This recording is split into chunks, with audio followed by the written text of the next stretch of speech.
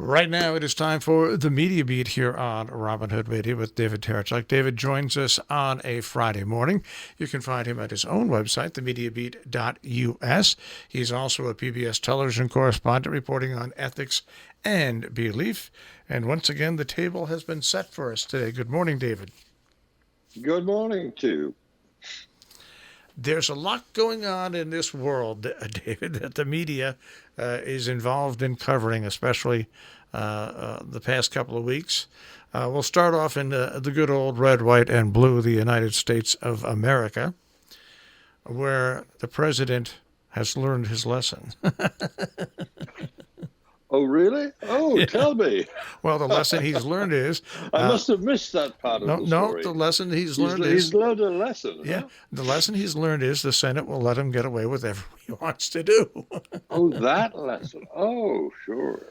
Oh, man. I think he knew that before it happened. Yeah. But, he's... it's not as if he's feeling at all constrained by any of the much vaunted checks and balances of... our Constitution. He's seen fit this week to use, of course, his favorite media platform, the medium of Twitter. And just to say something about Twitter as his main vector, I was around when the mini blogging site, as it was initially called, was launched. It must have been 2008 at the South by Southwest Festival, which, as you know, I would cover every year for you guys and for other people. But I was having a long conversation with Evan Williams, one of the co-founders of Twitter, and I happened to mention that it was a social network, a new social network that he was developing, and he said, "Oh no! You must never call it a social network. It's a news network." Huh. Twitter's intention from the beginning was to create a news vehicle, and I'm afraid all too often that is how it functions. And certainly, it's the main news release mechanism for the President of the United States now. So on Twitter, he decides to exert his influence, his undoubted influence. The bully pulpit was the phrase that Theodore Roosevelt, one of his illustrious predecessors, used for this process. You are in a very influential position, of course, as the President of the United States, and he chose to express his opinion, just the President's opinion, his press secretary said, on various issues, not least in the legal field. And that's what's been causing all the flurry of the latter part of this week. Well, here's the dumbass thing about this, and I hate to use it, but is that had he not said anything, and the judge sentenced Roger Stone to 7 to 9 years, guess what, folks? What could have the president done at that point?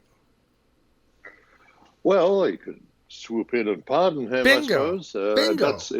It's pretty familiar tactic for him, but sure, he made a bigger deal of it than it would have been otherwise, and indeed, it's more than likely. I think we can take this as virtually as read completely that Judge Amy Berman Jackson, who he singled out with a peculiarly individual ad feminem criticism for being the judge who, now that she's sitting in the case of his friend Roger Stone, he singled her out as the judge who sent Paul Manafort, his campaign manager, to jail, and said that she were clearly trying to influence her upcoming judgment on what sentence to give his other friend Roger Stone, and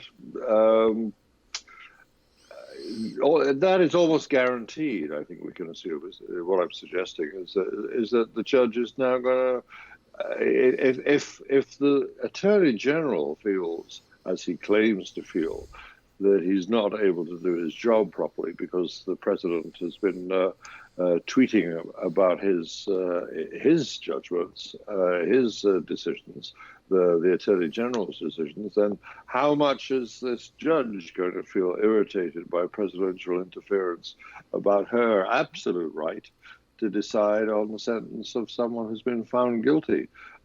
She was previously only given a request, as it were, from the prosecutors for a particular sentence, up to 9 years, they were saying, which is what irritated Trump in the first place. And now she'll feel perfectly at liberty to be as harsh as she wants, just to, if only to demonstrate clearly, and I think rightly, the total independence of a judge sitting in a federal case. Well, that's the whole thing. The other kicker on this is that a lot of people think that just because the head of the Justice Department said he thought it was too lenient, that has no bearing on the case. The judge has the right, as long as it stays within the guidelines of what are set up, to do the sentence however she wants to do. So. Just another one of these distractions that come from the White House. Just like now the president's saying that he did send Rudy Giuliani to the Ukraine. Who cares at this point? Who cares at this point, really? Well, it's interesting that he says it, and it's no surprise, of course, that he finally admits it. Once, as you say, he's been given a totally free rein by the most usually officious kind of instrument of oversight on the president's activities. That is the august forum of the U.S. Senate. But here he is perfectly at liberty, in his own mind anyway, to exert whatever pressure he feels he wants to. But the interesting thing in a media context about how that admission of his came about, that he did send Rudy Giuliani to Ukraine to gather smear material after all his denials during the course of the case being amassed, the impeachment case. The fact is that the person who got this admission out of him was the interviewer in the new venue that Trump has decided to favor for his expressions, Geraldo Rivera. Whatever happened to Geraldo? Well, he's to be found in Cleveland doing a radio show. Yeah. That's where Geraldo is. Not all the time, of course. He still pops up on Fox News as a far from objective commentator. But there he is running a call-in radio show in Cleveland, and the president calls in. I think it's just another indicator of the cronying that's grown around Trump's administration. Geraldo, earlier in the week, and this is an interesting venue here too, Geraldo goes on the Sean Hannity radio show, another great fanfare of democracy, and calls the true civil rights leader for the 2020 election. So we're talking high-class objective journalism here. It's pretty amazing. Before we head over to Boris Johnson and his cabinet, I want to just hit upon what has been going on at the Democratic Party. It is now DEFCON 5 as the Democratic National Committee is just petrified about Bernie Sanders, and they really. By allowing Bloomberg into this debate, that's just wrong. And I've got nothing against Michael Bloomberg. If he wants to join in and spend his money and run for president and possibly buy the presidency, that's his right as an American and as an American billionaire. But the Democratic National Committee does not have the right to change the rules that kicked out Cory Booker, that kicked out Kamala Harris, they just, to change the rules now, because they're so petrified that if they look at the top of the ticket, it's not the people they wanted at the top, what they see right now, really puts a stain on the Democratic Party. Yeah, well, the party, I mean, the DNC at least, Yeah. it's not the party, remember, but it is the steering organization for elections. And they have to be really careful about propriety and the appearance of any kind of bias. Well, we saw how that worked out in the 2016 elections when, again, or rather, it was a precursor, a prelude rather than a response to the current problem. Their problem then was as now, terror of Bernie running away with the nomination, and they put their finger on the scale in favor of Hillary Clinton, which that worked out really well, didn't it? And it's the same now. They're clear inability to do what they say and everyone expects them to be, which is impartial in the conduct of a competition between rivals for the nomination. And now they're clearly exhibiting a motivation that can only boil down to concern about Bernie getting too far ahead. And to change the rules, as you say, is in mid-game, goes against everything that they've tried to claim about their position until now. It's as if the referee was discovered, favoring one side in a sports match. It's just not what the DNC should be doing. You're quite right. They back themselves into a corner, and they're doing this all while there's been 50-some delegates decided. That's all, just 50-some delegates have been decided after the first two primaries. But they are worried because they're looking at the poll. Early states, but very highly unrepresentative states. Yeah. That's the same every time, though. Every time that we get to the election cycle, the presidential election cycle every 4 years, it is so disproportionate, the effect that Iowa and New Hampshire can have. But this is a media bandwagon effect. Yeah. It's very easy to get things totally out of proportion. But of course, politics these days is run on the basis of overreaction so much of the time, and the media is in large part to blame for it, I have to say. What the media has to do is watch a cooking show and understand that when you have a chicken breast or a veal breast, and you pound it out, you can't pound it out into oblivion. You can only pound it out a certain amount where it's going to taste good and it's going to do what it wants to do. The Democratic National Committee just never seems to be able to stop pounding out that piece of meat until they really do damage to themselves. It's an amazing thing. That's you got to look at. All right. Now, I want to move... It's like you want to go to the other red, white, and blue. The red, white, and blue, the Union Jack colors of the United Kingdom. How much longer it will be united is a moot point, but go ahead.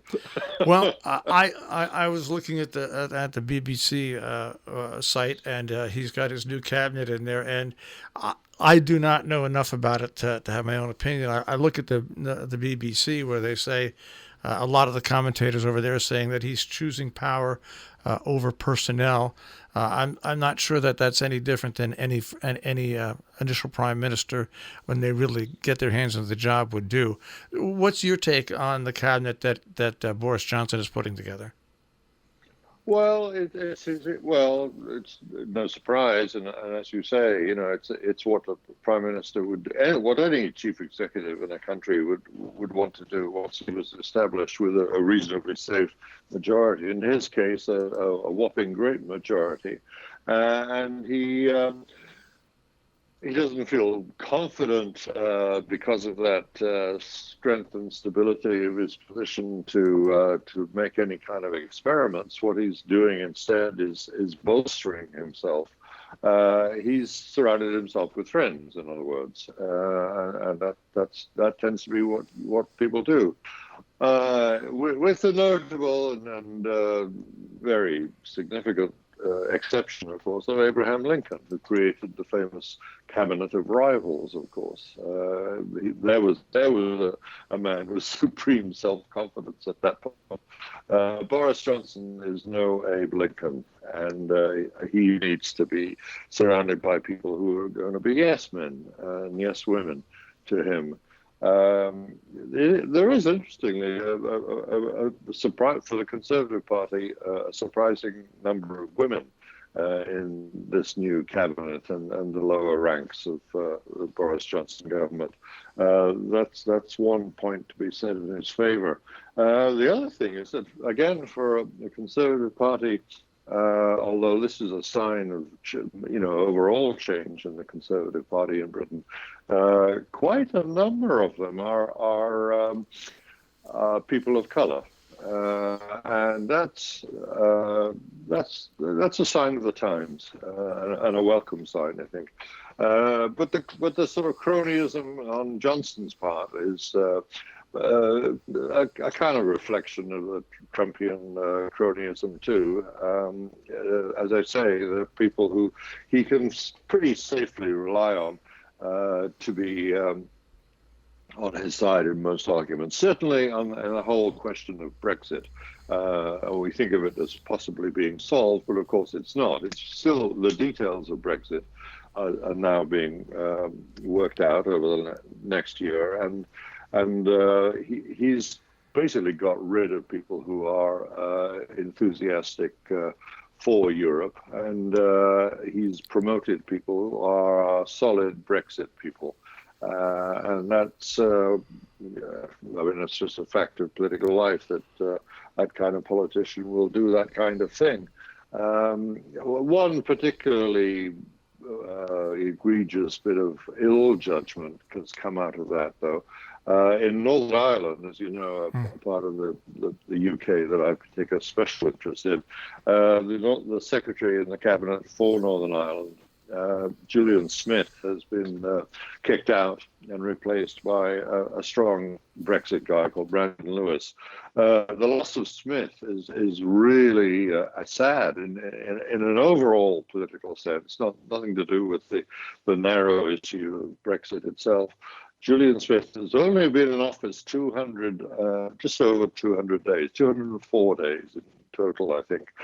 But he's pulled off some amazing political achievements, which I don't think Americans might know that much about the overall background that makes them so amazing.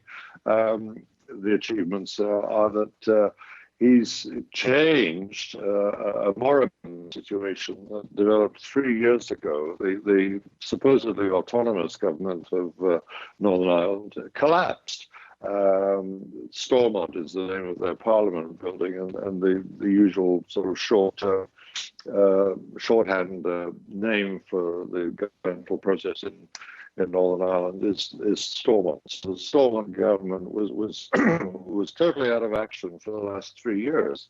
Very complicated reasons gathered together to cause that collapse, but it's been a kind of gridlock or a deadlock in terms of active governing over there, and the cabinet minister responsible for Northern Ireland had to rule the place almost like a vice regent in colonial India. So at long last, Julian Smith managed to pull off the impossible. He got those people around the table again, all the different sides in Northern Ireland. Never an easy task, as history has told us very clearly over the last century. And got them to agree on turning it into a working administration again, a considerable achievement. And his reward for that, of course, is to be kicked out by Boris Johnson, because, in the words of the Republic of Ireland's Prime Minister, Julian Smith is one of the most effective politicians of the current era, which is quite a bit of praise from one quite skillful politician about another, and yet there is Smith now just banned to the political wilderness for all his good work. Well, now when we talk about Brexit and the situation with Northern Ireland, and which is more damaging probably for not only England, Great Britain, but the world, what can happen with the results in Northern Ireland with Brexit, or with if Britain actually crashes out and there's no real trade settlements? I mean, this is a worldwide problem. Well, global trade is in such a volatile condition now. Anyway, there's pessimism in many directions being expressed. Although some Trump can point, as of course he does, excuse me, to ebullient things about the United States economy.